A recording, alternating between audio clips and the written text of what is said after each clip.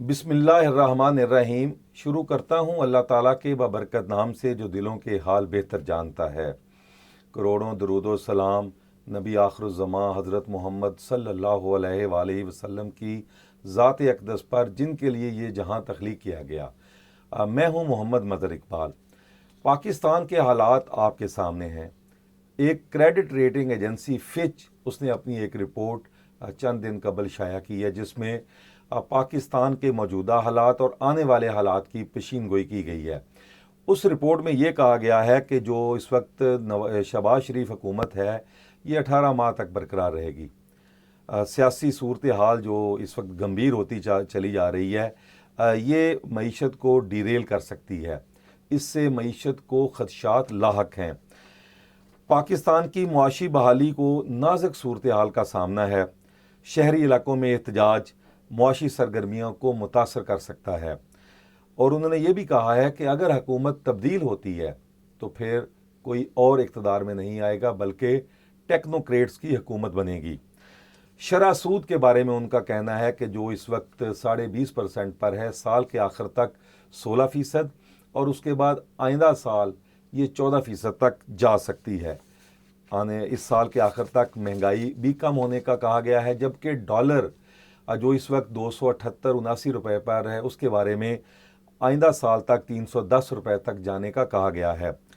IMF के तहत पाकिस्तान ने जो बजट अहदाफ मुकर्रर किए हैं उनका हसूल मुश्किल करार दिया है। माली खसारा 7.4% से कम होकर 6.7% रहने का इम्कान है। अच्छा, अब उन्होंने और भी कई बातें कही हैं। जो सबसे ज़्यादा जो उन्होंने हुकूमत का बताया है कि वो 18 माह रहेगी। मेरा ख्याल है कि 18 माह से कम रहेगी, क्योंकि जो हालात हुकूमत ने ख़ुद पैदा कर दिए हैं, हर 15 दिन बाद बिजली, हर 15 दिन बाद पेट्रोल, और फिर वो 1 से 2 रुपये नहीं, 8 से 10 रुपये, बिजली 7 रुपये। इस वक्त पाकिस्तान महंगी बिजली पैदा करने वाला और फ़रोख्त करने वाला पाकिस्तान दुनिया का पहला मुल्क बन गया है।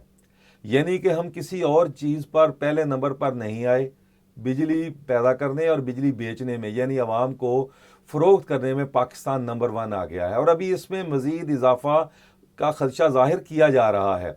और जो उन्होंने 18 माह हुकूमत का कहा है, लेकिन ये जो हालात हैं ये जल्दी, मेरा ख्याल है कि 4 से 5 महीने के अंदर अंदर एक लावा जो आवाम में पक रहा है वो किसी भी वक्त फट सकता है। असल में तहरीक इंसाफ जो इस वक्त उन पर मुजाहरों पर पाबंदी है, एहतजाज नहीं कर सकते। अदालतों से अगरचे उन्हें रिलीफ मिलना शुरू हो गया है। इमरान खान अगर अदालतों से रिलीफ मिलने के नतीजे में रिहा हो जाते हैं तो फिर उसके बाद हुकूमत 18 नहीं, जल्दी जा सकती है, जल्दी घर जा सकती है। और हुकूमत को घर जाने में वैसे ही बड़ी जल्दी है, क्योंकि मामला तो उनके कंट्रोल में नहीं आ रहे।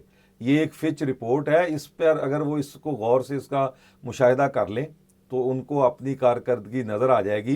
रिपोर्ट में ये भी कहा गया है कि आज़ाद उम्मीदवार बड़ी तादाद में इमरान खान के तस्वीर पर वोट लेकर असम्बली में पहुंचे हैं। अच्छा, अब हम दूसरी बात करते हैं कि हुकूमत ने पाबंदी लगाने का फ़ैसला किया था इमरान खान पर और उसकी जमात पर, लेकिन अब वो वापस ले लिया गया है। उसकी वजह क्या बनी? क्योंकि रिएक्शन बहुत आया। हुकूमत सिर्फ चेक करना चाहती थी कि क्या होता है। हुकूमत के तो अपने इत्तेहादी भी साथ छोड़ गए।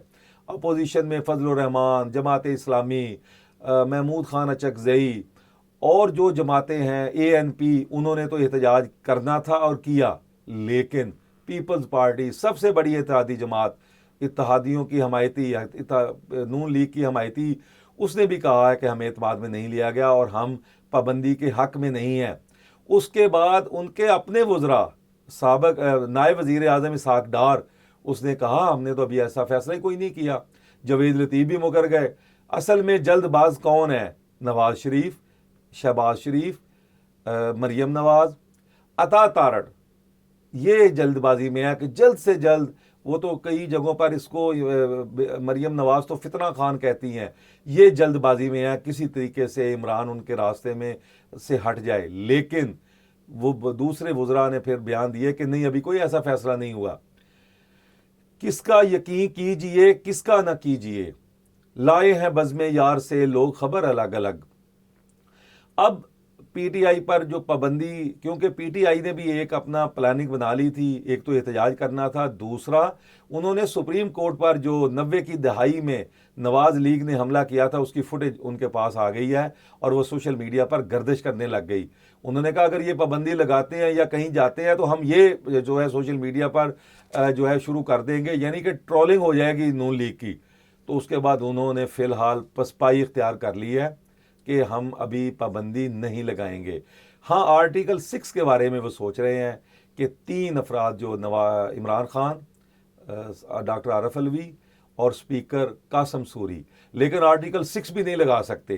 اگر آرٹیکل 6 لگائیں گے تو پھر وہ بھی یاد رکھیں کہ ان پر بھی آرٹیکل 6 لگ سکتا ہے. ان کی تقاریر بھی آج کل تو باقاعدہ ریکارڈ کا حصہ بن چکی ہیں.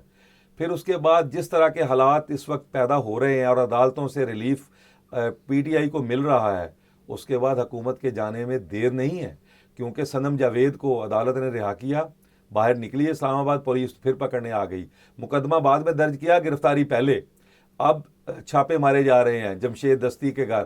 اسد کیسر نے یہ الزام عائد کیا ہے کہ مظفر گڑھ اور اس کے بعد جھنگ اور متعدد علاقوں میں ہمارے ایم این ایز کو جو ہے وہ چھاپے مارے جا رہے ہیں اور ان کو گرفتار بھی کیا گیا ہے. اس طرح کے حالات، بغیر مقدمات کے گرفتاری، پکڑ دکڑ، خوف و ہراس پھیلایا جائے گا، چادر چار دیواری کا تقدس پامال ہوگا، عدالتوں کا احترام نہیں ہوگا. پھر عدالت کے کہنے پہ صنم جاوید کو رہائی ملی، اسی طرح دیگر ارکان کو بھی ایسا ہی ہوگا. تو اب لگتا یہ ہے کہ عدالتوں کے احکامات کے بعد امید بڑی ہے کہ حکومت کوئی ایسا فیصلہ نہیں کرے گی. نہیں، اگر پھر یہی کیا گیا تو 18 ماہ تو دور کی بات ہے، حکومت بہت جلد گھر کو جا سکتی ہے. ویسے بھی معاشی حالات جو اس نے کر دیے ہیں، جانا ہی بنتا ہے.